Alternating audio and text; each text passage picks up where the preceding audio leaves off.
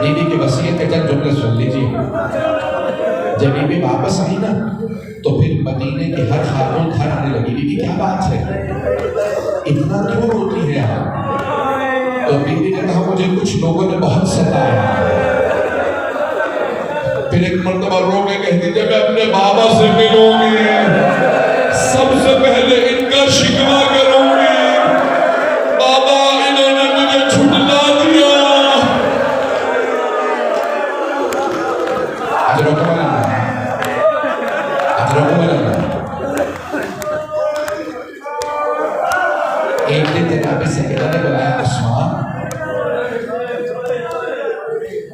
فضا، ام ایمن، یہ میرے آخری دن ہے، میرے سارے مسائل چھوڑ دیے، یہ میرے آخری دن ہے.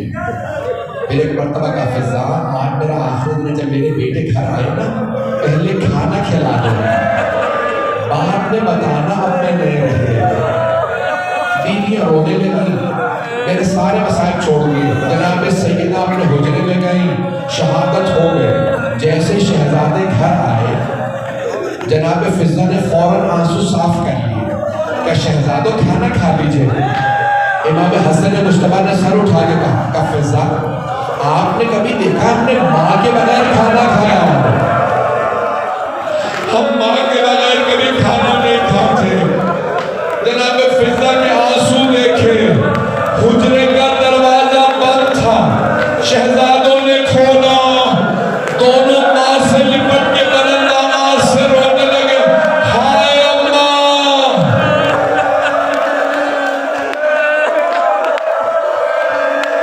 جب شہزادوں کو روتا دیکھا، میری طرف دیکھیے گا، جب شہزادوں کو روتا دیکھا نا جناب فضا نے دونوں کے سروں پہ ہاتھ رکھے، پیار کیا، کہا بس کریں.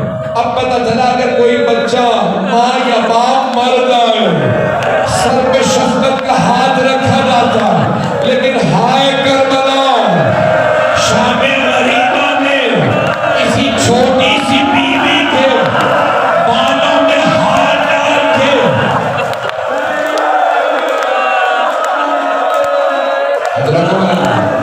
روکے میرے بھائی،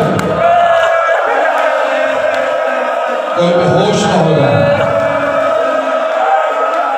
خدا کوئی غم نہ دے سوائے اہل بیت کے. اجرکم اللہ. مکمل کروں یا نہ کروں؟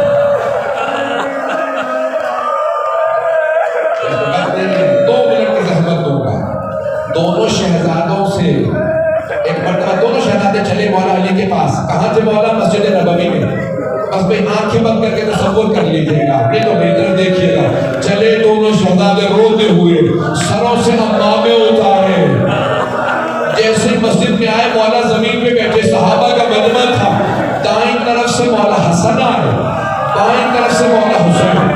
بابا کے گلے